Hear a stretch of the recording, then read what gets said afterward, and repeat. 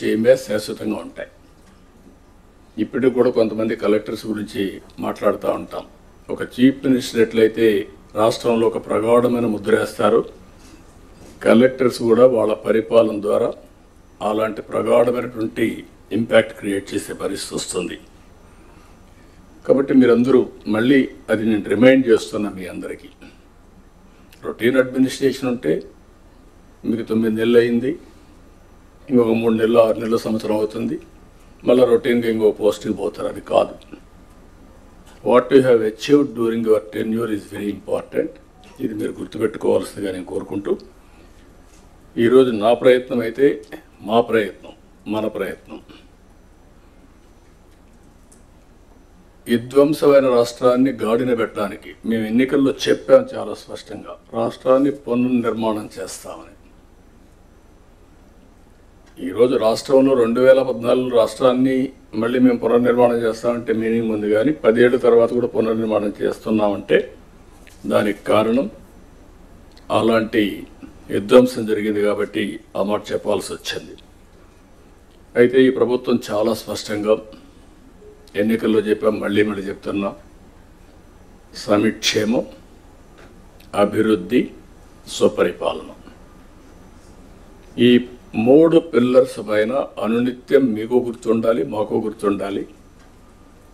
పేదరికం పోవాలంటే, ప్రజలు హ్యాపీగా ఉండాలంటే సంక్షేమ కార్యక్రమాలు తప్పవు. సంక్షేమ కార్యక్రమాలు చేయాలంటే రెవెన్యూ కావాలి, ఆదాయం కావాలి. అప్పులు తెస్తే సస్టైనబుల్ కాదు. అందుకే ఈరోజు మీరు ఒకసారి చూసినప్పుడు 10 లక్షల కోట్ల రూపాయలు, 9,74,000 కోట్ల రూపాయలు డెట్. అది ట్రెషరీ కావచ్చు, లేకపోతే ప్రభుత్వం ఇచ్చిన గ్యారంటీలు కావచ్చు, లేకపోతే పబ్లిక్ సెక్టర్లో తీసుకొచ్చిన డబ్బులు కావచ్చు, మొత్తం కలిసి ఇప్పుడు డెట్ సర్వీసింగ్ చేయాలి, అప్పులు కట్టాలి, వడ్డీ కట్టాలి.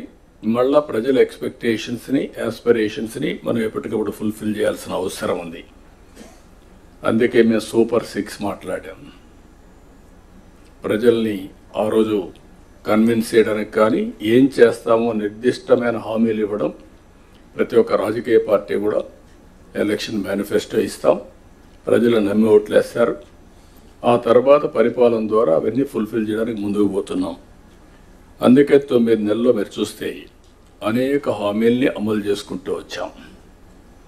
ఇప్పటికి పింఛన్లు దేశంలో ఎక్కడా లేదు.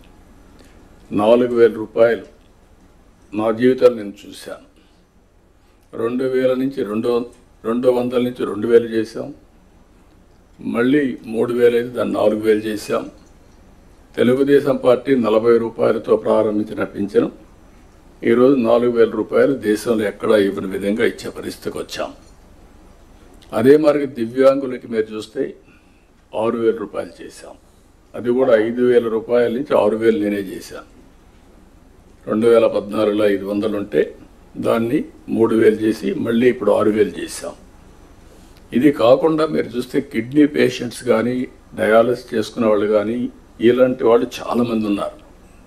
లెప్రసీ పేషెంట్స్ కానీ, ఇలాంటి వాళ్ళందరికీ 10,000 రూపాయలు ఇస్తున్నాం. కొంతమంది బెడ్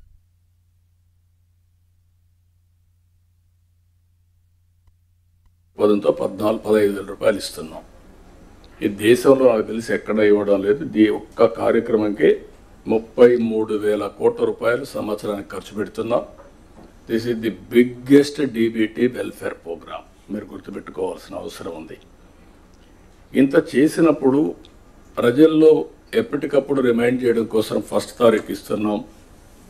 పేరు కూడా పేదల సేవలను పెట్టుకొని మనం ముందు తీసే పరిస్థితికి వచ్చాం. ఇది కాకుండా మీరు చూస్తే 204 అన్నా క్యాంటీన్లు. ఇది ఒక స్ఫూర్తి.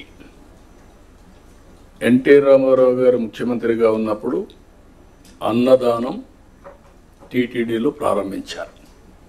ఇప్పుడు అది 2,200 కోట్ల రూపాయలు కార్పస్ అయ్యి సర్ప్లస్ మనీ వచ్చింది.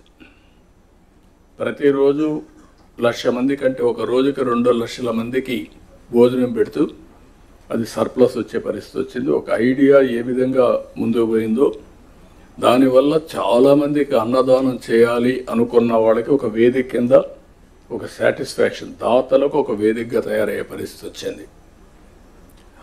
ఇంకొక పక్కన చూసి దీన్నే అన్నా క్యాంటీన్ని మీరందరూ కూడా శ్రద్ధ పెట్టి ఎప్పటికప్పుడు ఇన్స్పెక్ట్ చేయగలిగితే ఒక మోటివేషన్ వస్తుంది, ప్రజల్లో కూడా ఒక చైతన్యం వస్తుంది.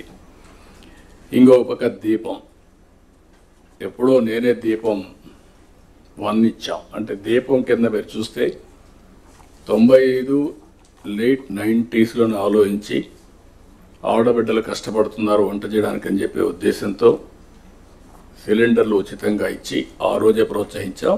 ఇప్పుడు 3 సిలిండర్లు ఉచితంగా ఇవ్వడానికి దోహదం చేసి ఒకటి ఇచ్చాం.